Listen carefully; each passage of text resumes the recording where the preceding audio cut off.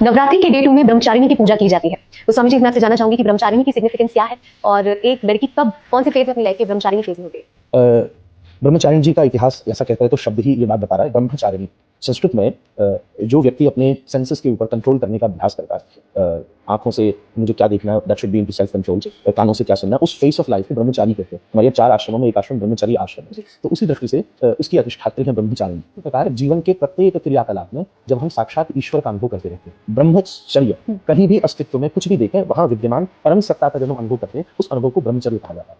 ये ब्रह्मचारिणी कहते हैं क्योंकि आपको भी देवर्षि नारद ने जब आज्ञा की थी तो आपने घोर तपस्या करके भगवान शिव को स्वीकार किया। यही ब्रह्मचारिणी का एक सूक्ष्म इतिहास है। और मुझे ऐसा लगता है आपके घर में विवाह से पूर्व वो जो कन्या के विकास की स्थिति है, जहाँ वो अध्ययन के पक्ष में, सामाजिक उत्सर्ग के विषय में, पारिवारिक उत्सर्ग के विषय में, और वो उस स्थिति पर आ जाती है जब कहीं ना कहीं इसके भीतर विवाह की योग्यता भी बन गई है, कहीं ना कहीं वो अपने जीवन का भी विकास कर रही है और साथ के साथ एक जीवन साथी के भी चुनाव में व्यस्त है।